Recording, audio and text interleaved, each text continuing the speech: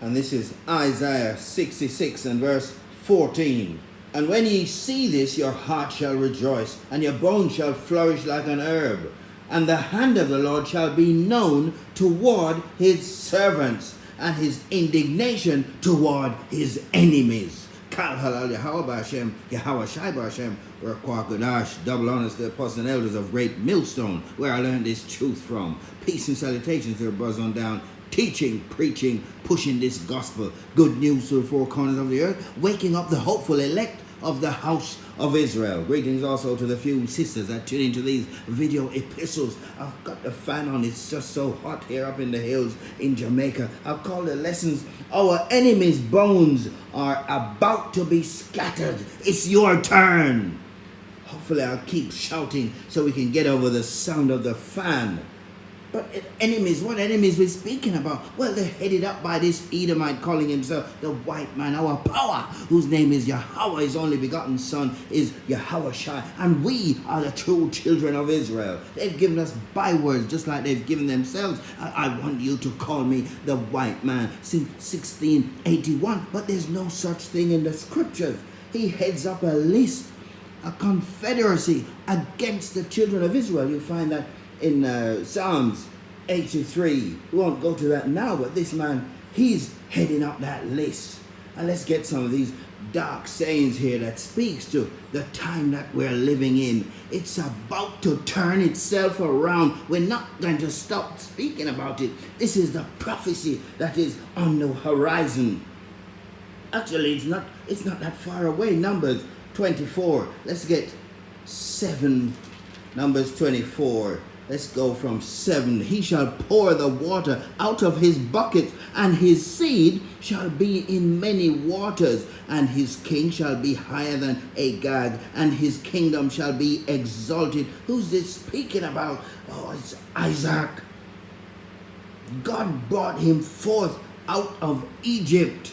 That's the 12 tribes. That's where we trace our lineage goes back to Abraham, Isaac, and Jacob. And it's the hopeful elect who are about to be delivered, redeemed by the Redeemer himself. That's what Yahweh Shai means. He's the Redeemer. He hath, as it were, the strength of a unicorn. He shall eat up the nations, his enemies, and shall break their bones and pierce them through with his arrows. Which arrows are we speaking about at this time? Intercontinental ballistic missiles. They're being warmed up as we speak. He couched, he laid down as a lion, and as a great lion, who shall stir him up? Blessed is he that blessed thee, and cursed is he that curseth thee. All praises to our power. Let's keep it moving here. Psalms. Let's get that. Psalms 42, I think. Psalms 42. Psalms 42, 9 and 10. I will say unto God my rock, why hast thou forgotten me? Why go I mourning because of the oppression of the enemy? As with a sword in my bones, mine enemies reproach me, while they say daily unto me, where is thy power? So this is the mockery and the scoffing while they're doing us harm. Where is that God you keep speaking about? Well, they're going to find out real soon. Let's get Psalms 53. The fool has said in his heart, this is verse 1, there is no God. Corrupt are they, and have done abominable iniquity. There is none that doeth good. See, this is our power that they're speaking about, saying he doesn't exist. Now let's jump to verse 4. Have the workers of iniquity no knowledge, who eat up my people? Who are the Lord's people? What's that, the whole world? Of course not. This is the madness they teach up in these mental institutions called churches, and the Roman Catholic bullshit that they've been pushing. It's all been turned on its head by the truth. It's the truth that's making us free. Have the workers of iniquity no knowledge, who eat up my people as they eat bread. They have not called upon Yahweh B'Hashem, Yahweh Shai. Verse 5, there were they in great fear, where no fear was, For the Most High hath scattered the bones of him that encampeth against thee. Thou hast put them to shame, because God hath despised them. Yes, he has. Oh, that the salvation of Israel were come out of Zion, when God bringeth back the captivity of his people, as to turn it around. Jacob shall rejoice, and Israel shall be glad. Let's read it again. This is verse 6 of Psalms 53. Oh, that the salvation of Israel were come out of Zion, when God bringeth back the captivity of his people. Jacob shall rejoice, and Israel shall be glad. Oh yes, says God loves everyone. His saints will come marching. We're going to march. Who's the saints? Psalms 148, 13 and 14. Let them praise the name of the Lord. It's all caps. It's Yahweh. For his name alone is excellent. His glory is above the earth and heaven. He also exalted the horn of his people, the praise of all his saints, even of the children of Israel, a people near unto him. Praise ye the Lord. What about God loves everyone? What about that? Psalms 149. Let's start at 4. For the Lord taketh pleasure in his people. He will beautify the meek with salvation. Let the saints we just spoke, who those are, is the children of Israel. And on this side of the destruction to come is the elect. Let the praises of the Most High be in their mouth, a two-edged sword in their hand, to execute vengeance upon the heathen and punishments upon the people, to bind their kings with chains and their nobles with fetters of iron. They're getting ready to go into slavery. The heathen, headed up by Esau, Edom, saying, I want you to call me the white man, call me white, to execute upon them the judgment written. This honor have all his saints. Praise ye the Lord. God loves everyone. You sure? What's all this about his people, my people? Possessive pronouns. The Most High has a people, his favorites. He separated the nations. Job 24. Let's jump around here. Job 24. Let's go from 7 to 10 to begin with. They cause the naked to lodge without clothing, that they have no covering in the cold. They are wet with the showers of mountains, and embrace the rock for want of a shelter. They pluck the fatherless from the breast, and take a pledge of the poor. That's to say, they put them all in debt. So they owe them. They go around destroying nations, saddling them with debts that they cannot pay. They cause him to go naked without clothing. They take away the sheaf from the hungry. Let's jump to 13. Who's this speaking about? Who's this that's got their military bases spread to the four corners of the earth? As soon as anyone finds any resources, any natural resources, oil, anything, they rush over there and grab it all up and say, this is mine, I'm taking that. Because he has all these weapons. This is his blessing, the sword. His who is Esau, Edom. He's red. Edom means red. He's the Edomite in the scriptures. That call me white. It's him. Where are we going next? 13. They are of those that rebel against the light. They know not the ways thereof, nor abide in the paths thereof.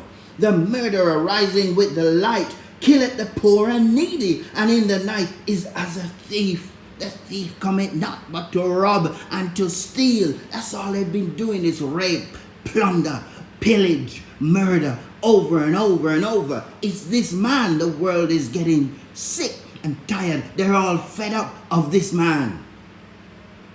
The eye also of the adulterer waiteth for the twilight, saying, no eye shall see me, and disguiseth his face. In the dark they dig through houses which they had marked for themselves in the daytime. They know not the light.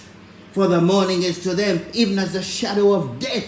If one know them, they are in the terrors of the shadow of death. He is swift as the waters. Their portion is cursed in the earth. He beholdeth not the way of the vineyard. He's not interested in the production of anything that is good. Can't you see who this is? This is the man of sin, the man of perdition. He's the one in the earth doing all this wickedness. Let's jump to verse 22. He draweth also the mighty with his power. He riseth up, and no man is sure of his life. Though it be given him to be in safety, whereon he rested, yet his eyes upon their ways. He can't stop. He's so envious and jealous of the children of Israel. He hates us, but he wants to be us. But he can't. His role in the movie is to be the wicked. They are exalted for a little while, but are gone and brought low. They are taken out of the way as all other, and cut off as the tops of the ears of corn. And if it be not so, who will make me a liar and make my speech nothing worse? See, Job is, as a prophet, he's got all these dark sayings, but if you know what you're reading, as we've been taught, you see who he's speaking about. It's this man, Job 27:13. This is the portion of a wicked man with God, and the heritage of oppressors, which they shall receive of the Almighty. This is a prophecy of this man, so wicked. He's supposed to be relaxing, resting with all of his goodies, but he can't. He's so busy watching the meek and the needy and the poor. So envious is he of us. Proverbs 21:1. The king's heart is in the hand of the Lord, as the rivers of water. He turneth it whithersoever he will. This man is going to be turned out of his place. Let's look to wrap up here. Daniel 7. He doesn't seek to know the Lord in all of his work. Daniel 7 verse 22. Until the Ancient of Days came and judgment was given to the saints. We read who the saints were. The saints of the Most High. And the time came that the saints possessed the kingdom. His time is coming. Thus he said, the fourth beast shall be the fourth kingdom upon the earth. That's who we're under right now. You can't see who it is, then you're blocked from this knowledge. You're not supposed to. It's crystal clear now. This is the extension of the Roman Empire, the fourth kingdom, that little horn. You can't see it. You're not supposed to. Keep it moving. Thus he said, the fourth beast shall be the fourth kingdom upon the earth, which shall be diverse from all kingdoms, and shall devour the whole earth, and shall tread it down and break it in pieces. Daniel 2, let's get 44. Daniel 2 verse 44. And in the days of these kings shall the God of heaven set up a kingdom, which shall never be destroyed. And the kingdom shall not be left to other people, but it shall break in pieces and consume all these kingdoms, and it shall stand forever. The heathen are raging, as it says in Psalms 2, and we're just waiting for mandatory implementation of that device, that implantable device, to get the ball rolling on the speedy countdown of this man's miserable, wicked kingdom. You've been listening to Our Enemy's Bones Are About to Be Scattered. It's your turn. Shalom. Till the next lesson. We don't fear no guy. No, sir.